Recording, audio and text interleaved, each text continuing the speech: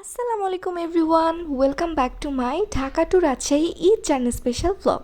Hope you guys will enjoy this and keep eye on my video. Last বারের মতো এবারের ঈদ আমি রাজশাহীতে করার প্ল্যান করছি, বাট এই প্ল্যানে সাকিব মোটেও অ্যাপ্রিসিয়েট করতেছিল না। মানে সাকিব এত রাগ হয়েছিল যে আমাকে রাজশাহীতে পাঠাবেই না।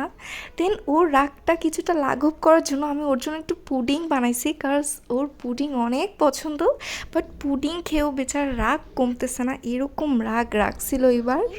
ওই দিনের পুডিংটা দেখে তোমরা অনেকেই আমাকে আস্ক করছো যে এই পুডিংয়ের রেসিপিটার জন্য, আর এই পুডিংয়ের রেসিপিটা আমি 14,000 বার ইউটিউবে দিছি, তোমরা চাইলে প্লেলিস্টে গিয়ে দেখে আসতে পারো। সরি, এইটার রেসিপি না, এটা থেকে কাইন্ড অফ একটু ডিফারেন্ট টাইপের রেসিপি। ওইটা ছিল আর কি পাউরুটির পুডিং, এটা একদম জেনুইন দুধের পুডিং। তো তোমরা চাইলে পাউরুটিটাও ট্রাই করতে পারো, আর যদি চাও নেক্সট টাইম আমি পুডিং বানায় তোমাদের জন্য রেসিপি দিয়ে দিব। আর তোমাদের জন্য আমি রেসিপি না দিয়ে থাকছি, এরকম কি কখনো হয়েছে?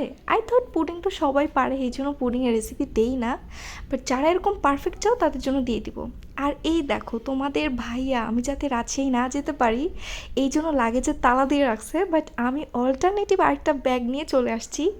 তো এই তো ট্রেনে যাচ্ছিলাম আর বেচারা বসেছিল, ওকেও লাস্টবারের মতো ভিডিওতে নিয়ে নিলাম।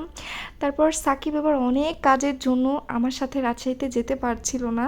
তো I felt sorry for him তো, বাট কি আর করার, এবার তো বাবা মার সাথে ঈদ করতেও মন চাচ্ছিল, সো ওকে রেখে আসতে বাধ্যই হলো। একদমই একা জার্নি করতেছিলাম ট্রেনে ফর দি ফার্স্ট টাইম, সাকিবকে ছাড়া এবার এত দিন আমি স্পেন্ড করতেছি বিয়ের পর।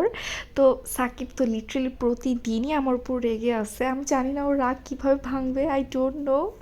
যাই হোক, তো এই তো একা একা জার্নি করতেছিলাম। আর সেই দিন আমার লাগটা এত খারাপ ছিল, এত ব্যাড লাগছিল যে আমার সিট জানালার ধারে পড়ে নাই, সো আমাকে একদম জুম করে করে একদম আদার সাইড থেকে ভিডিওটা নিতে হচ্ছিল। আর এই পার্টটা ছিল যমুনা সেতুর পার্ট।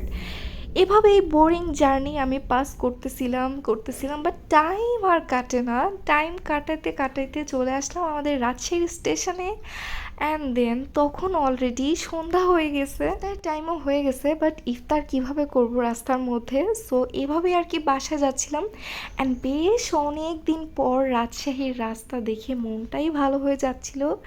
দেন বাসায় এসে তো আম্মু ইফতারি রেডি করে রাখছে, আর আমার পছন্দের ছোলার খিচুড়ি বানায় রাখছে আম্মু। এই খিচুড়িটার সাথে এই পেঁয়াজু অনেক ভালো যাচ্ছিল।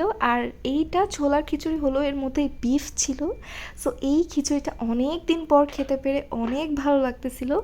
তারপরে তো রোজা খোলার পর আমার ছোট ভাইয়ের অবস্থা, মানে ও নতুন রিমোট কন্ট্রোল গাড়ি কিনলেই হয়েছে, মানে ওইটা আর আগামী 6 মাসও নন স্টপভাবে চালাইতে থাকে। তো এই গাড়িটার নয়েসে আমার মাথা পুরো ব্যথা হয়ে যাইতেছিল।